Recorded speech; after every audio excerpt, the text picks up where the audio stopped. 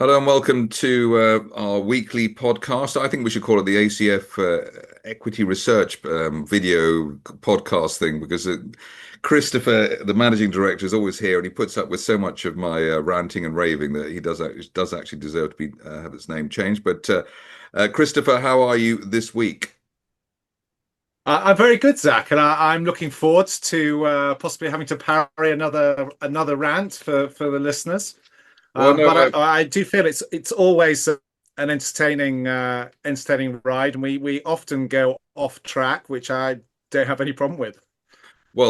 just for people who haven't seen it, you should check out the Coldplay was in the news because there was a Kiss Cam event with two people in the audience, and apparently those two people are married to other people.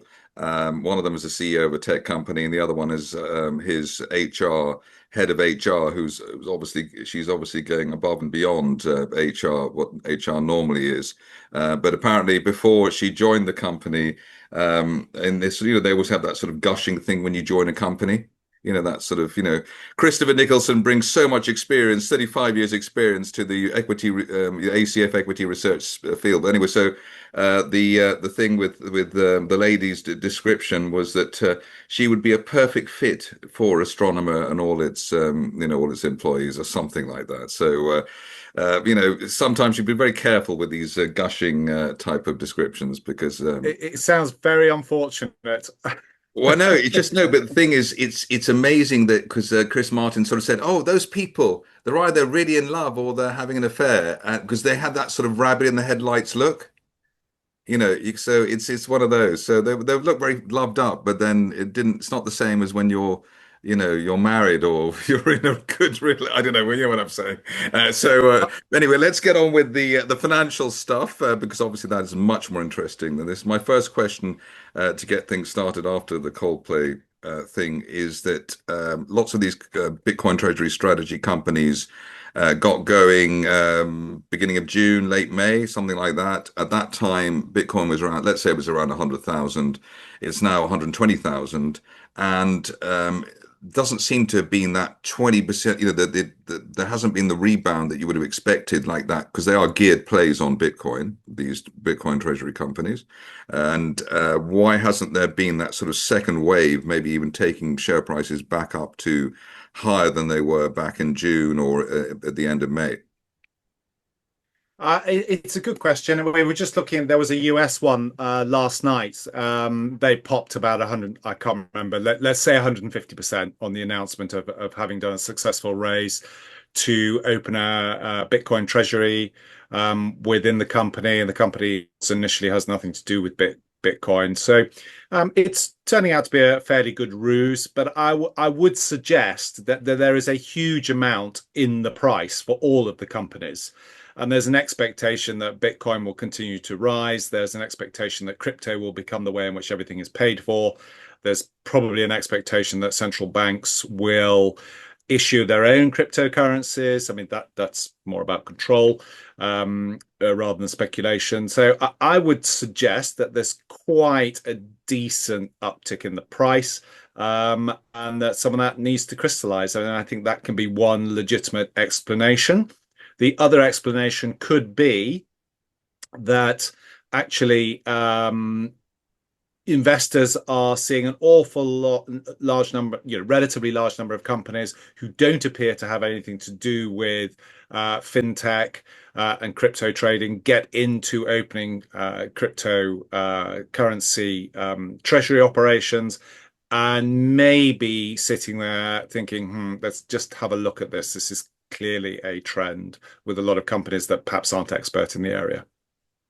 Right, but the issue with getting into the whole area is that there is now almost like a standard valuation, which is I think two times MNAV, which is market and NAV, and I think MicroStrategy is something around 1.6, and so which is actually still, I mean, for me, quite generous given that many investment companies they trade at half NAV or just NAV. There's no reason we would have a premium at all.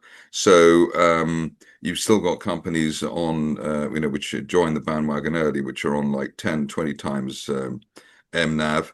and there is already a standard sort of thing there. But the thing is, if companies are trading at what between 1 and 2 times NAV, NAV, I mean the whole area is rather boring, really. Well, yes.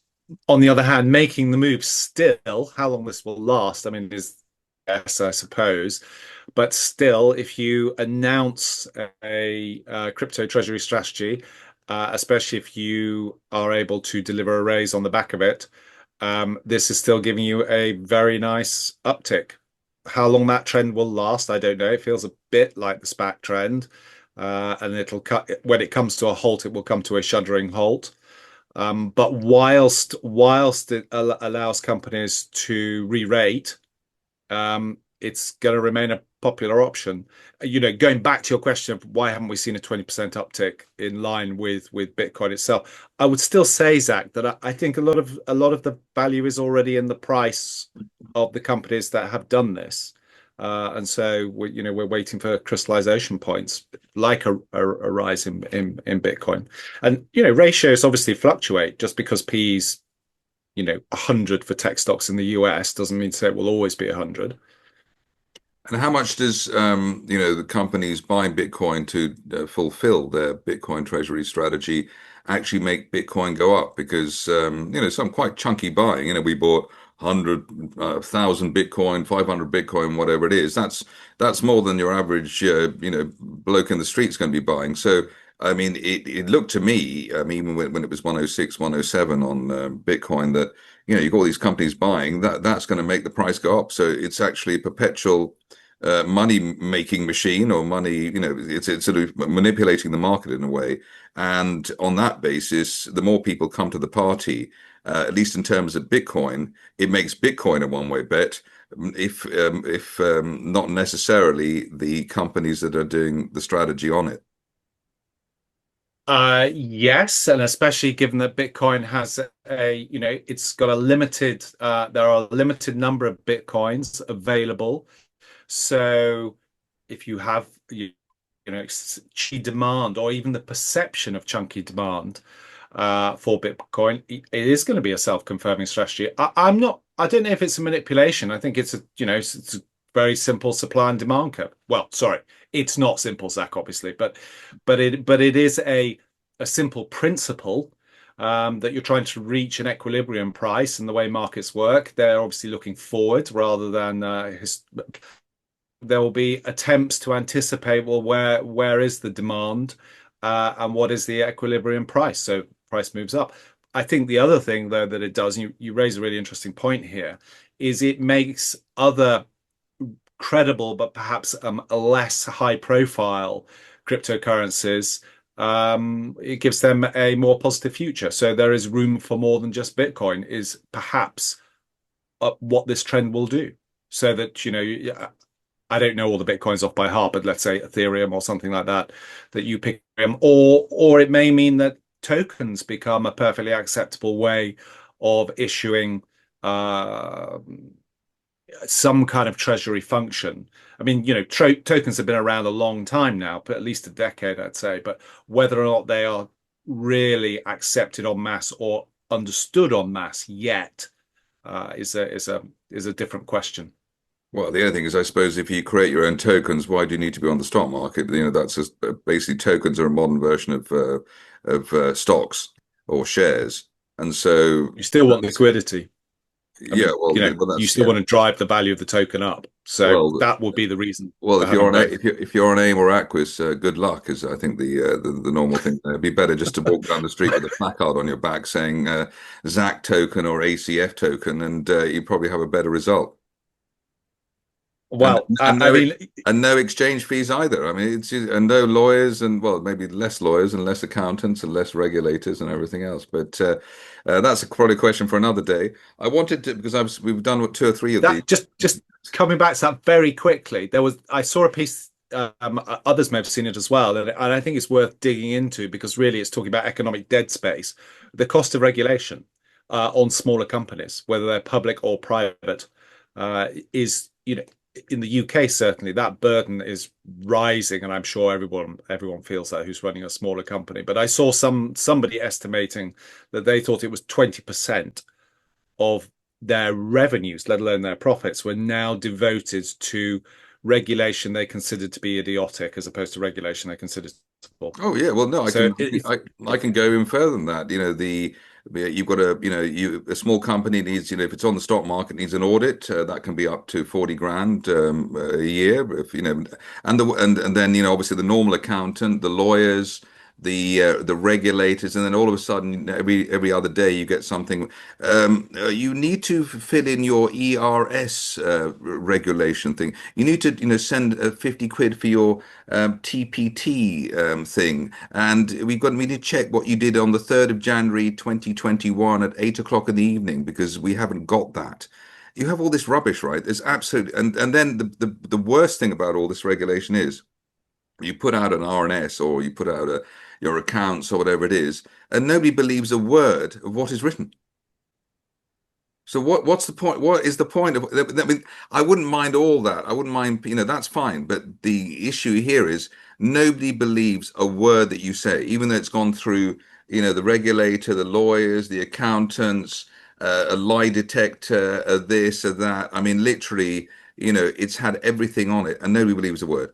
So it's yeah, completely pointless.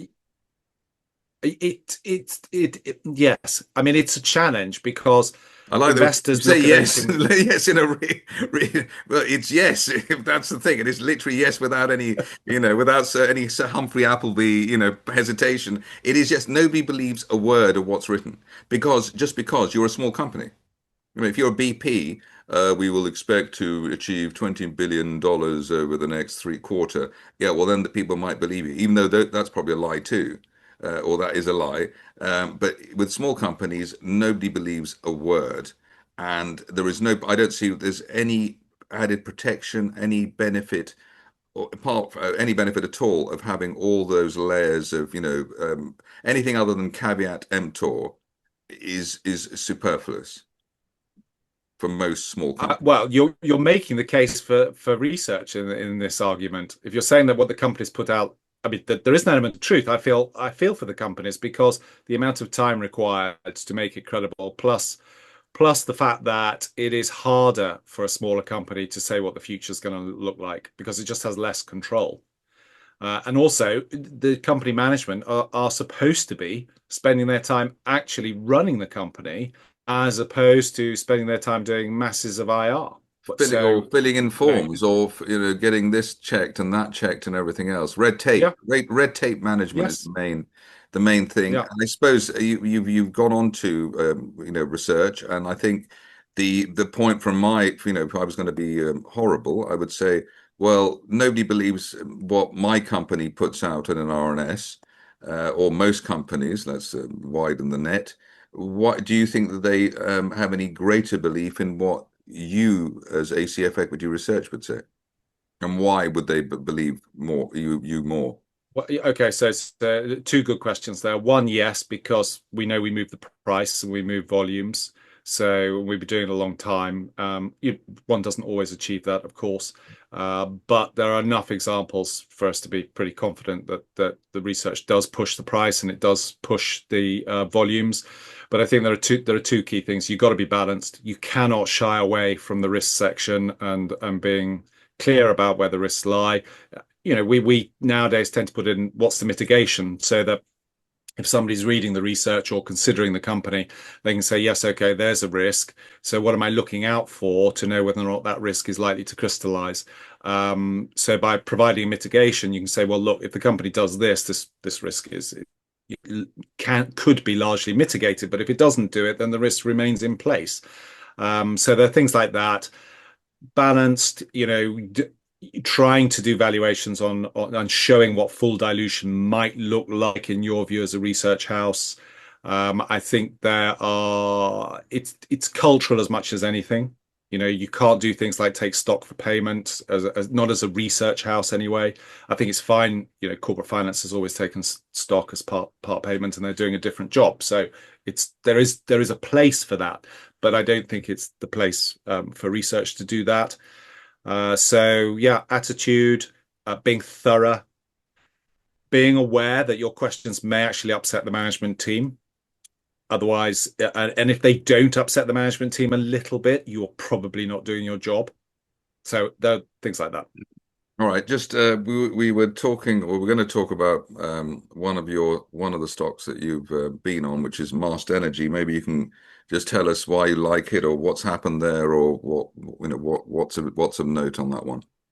Yeah, so I think probably anybody familiar with Mast will roughly know the story. But if we just recap, it had a decent plan when it started. It ran into trouble because it couldn't get funding in time. That story is quite well known. So what we like about it now is that it has a position within the UK energy sector. Theoretically, that position could be rolled out across other countries, but it's a small company, so it's focusing on the UK for now. And the strategic position that it has is that it provides these gas engines that are essentially are tweaker engines, and they, if you like, fill in the gap at peak demand. So if you were to build a network that could a power generation network, just like a telco network, that could cope with absolutely every level of demand, the capital expenditure would be so high that nobody would ever do it. So what you do is you build a network that covers, 95% of demand, your demand expectations over time, and then you add on these little kind of, if you like, I don't want to say battery packs because that confuses batteries, but you add on these little assets that you can switch on and off. Essentially, where Mast is, it is in that bit where it gets a premium payment for switching on a little bit of power when it's needed to keep the network stable. And because it's using a synchronous generator, so a generator that has a moving part in it, it does something that batteries can't do. So it helps provide grid stability in a physics way, in a way that a battery cannot. Um, it's easy to get them going because they're built at 5 megawatts and 20 megawatts and 2.7 megawatts, etc. So the planning restrictions are a lot less. They get connected to the grid. They get a priority for being connected to the grid. So you can get these things going and building and rolled out relatively quickly. They have a central part. They actually allow us to make the migration to renewables because they can cater for the no wind days, no sun days is when they come on. And remember that batteries at the moment can only deliver a few hours, where these little engines that businesses like Mast provide to the network, they can go on, indefinitely, so long as there's gas to fuel them. And at the moment, that gas is carbon based, but all these engines, all the new engines and the refurbed engines, they are ready to use hydrogen. They can use biogas, etc. So they still have the ability to become a fully green part of the electricity generating network. And in between, they allow us to make the migration to renewables. And even if we weren't going to go to renewables, the point is you still need these engines, these small engines located around the country in different spots, as the most cost efficient way to ensure that you can cover peak demand. And that's why we like it, because it's just whichever way you cut it, it's a central strategic element of electricity generation. Plus, everything says that our electricity consumption is going to, grow pretty aggressively. And electric vehicles are part of that, but they are not the only part by a long way. The transition to electricity throughout the economy is what is really driving demand. And these little engines, they are the best way of accounting for that demand whilst you wait for a nuclear power station to come online, etc. So who's paying for all this good fun? These temporary. Who's paying Mast to keep the lights on? I mean, in the end, we are. Well, it's very But kind we of pay a us. lot more if the solution was to build enough infrastructure that you were never in doubt of the lights going off. So you've got a choice. You could say, okay, we build a lot more hydropower.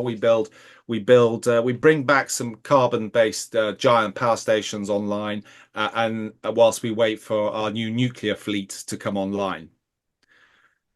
You could and over-engineer the network, which would cost us as users far more because in the end we are going to have to pay that capital cost and that return on investment. So this is a much lower cost way of doing it. It's about proportionality. It's saying these little engines, they can fix this problem. The alternative is to spend, billions of pounds on over-engineering the network. No, no, that's fine. So yes, we pay. But if I understand it correctly, the Mast is a winner because net zero is a disaster, and until we have an alternative, to the renewables which go on and off like the sun and the wind, then Mast is going to be a winner, which is going to be for quite a long time. And so there we are. So if you hate net zero, buy Mast shares probably because they are going to be If you hate net zero or you love net zero, it would be the argument. yeah. Because if you love net zero, you need businesses like Mars to make net zero work. And if you hate net zero, then they're going to be needed on that level as well. So either way, whether you hate it or love it, businesses like Mast are right in that little strategic joiner bit to make the whole thing work or stop the thing from collapsing if it doesn't work. Well, I think that's great. I think it's very good that we've got, heads you win, tails you win on that one. So that's doesn't get better than that. The shares have already gone up quite a lot, and I did notice them going up after quite a long time when the company was in the wilderness. So it has actually had its day in the sun. Presumably, it will have more days in the sun, and presumably the shares started rising once they were under your they came under your radar a few months ago. I would guess that's the Well, case. It must be the ACF effect. in part, they've also stabilized the business by Oh, my doing great some charting though, my raises. great charting targets that must have helped. That must have been fantastic, right? But anyway, Absolutely. so that's great, and I think maybe next time we speak of another of your companies or babies, however you want to look at it.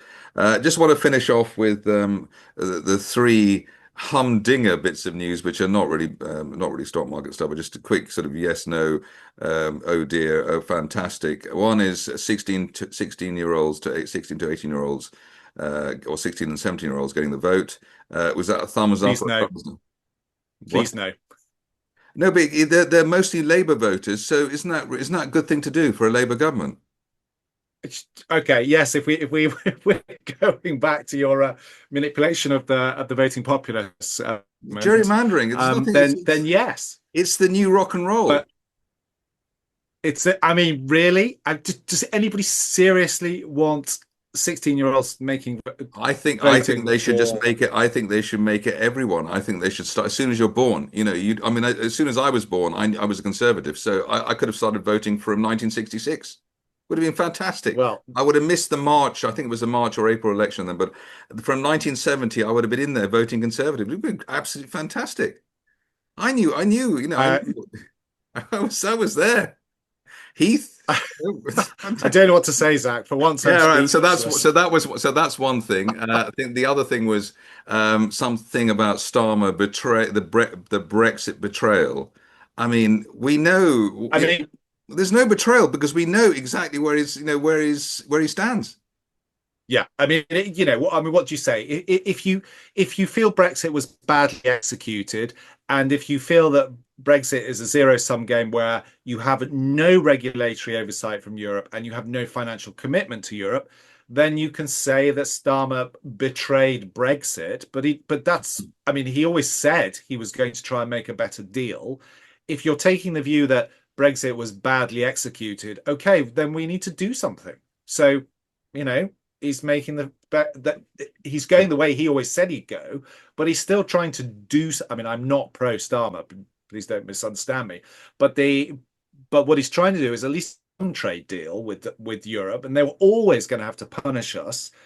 Politically, they couldn't do anything but punish us for No, Brexit. no, it's not. So It's if we not. can I make don't that mind. less bad, I good. don't mind. I don't mind the EU punishing us. I think the real betrayal has been the establishment here punishing us for voting the wrong way. I mean, that has been, every time you go to an air, you try to get out of the country, or every time you try and do business or whatever it is, that punishment beating of our own people, our own civil servants, our own politicians, and obviously all the migrants coming in as well, which was exactly what people didn't want. I mean, if they wanted anything, they obviously wanted less immigration, not more. The deliberately going against the will of the people by, I mean, don't mind Brussels being horrible to us, because we always knew that's part of the thing. The French and everybody else, they've never liked us, and they never will. But it's the homegrown stuff, and that is, that it has not changed. And basically, I think the best thing is, in fact, the punishment beating continues. The best thing is we just go back in again, because we're going to be paying the same amount of money to Brussels, and we're still in ECHR, and we're still doing all the same old stuff. So, and I think if your government doesn't want you to do something, you might as well say, okay, both sides, all sides are like that, and the best thing is just to say, okay, hail to the chief, or whatever it is, and go back in again, because it's not going to be resolved unless we go back in again anyway. So probably not. And I would add one other thing to that, Zak. I think you're absolutely right. That is very British civil service to deal with things in that way. And I was absolutely against, not absolutely, but I was against Brexit on balance. But having lost, my view was, okay, so we lost, so let's get on with what the next track is. But as you say, that's not what's happened. yes, and then And that is a British civil service thing. yes, They've always done it. yes, and I think the underlining that's the other thing with the Afghan fiasco that there's been. The government knows that most people don't want more migration. They don't want more migration from that part of the world, and therefore you had all the super injunctions and everything else to hide it. And that's it. So I think you've got to know when you're beaten, right? I mean, that's the thing. And so the government knows perfectly well what the stance of the British people is, and it's actually gone totally against it. And that's their power. We don't have any control over that. You just have to say, you're the boss, I'm the slave, etc., etc. And if you don't like it, as Starmer said, you can leave. Just get out. But Did he? I think the power. No, I think the power of the state is, the state versus the people. I think is something which is, it's the same in the financial markets. The regulation. Everybody they know we don't want stamp duty. They know we don't want inheritance tax. There are so many things that the government, everyone knows. Unless you're in government, everybody knows that there are things that we don't want. And we don't want speed cameras either.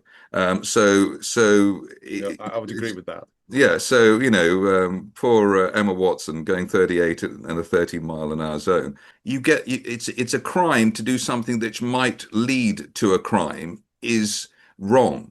That's wrong. It's like it's like inheritance tax is a double tax.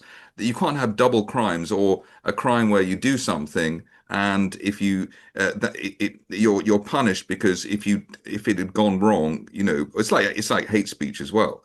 I think the person who does the hate speech should not, if there's no connection between the hate speech and the subsequent crime, then where's the crime? So we are totally in a sort of spider's web of this super regulation, super control. Increasingly, there's no point working, and there's no point making that effort, because there's so many rules and regs. Why would you set up a company? The best thing is just to live on benefits or leave the country. If you can't afford to leave the country, if you can't afford to leave the country, stay here on benefits. Break your leg, hit your head against a wall. Say you've got ADHD. Say you've had PTSD from doing this podcast. Anything.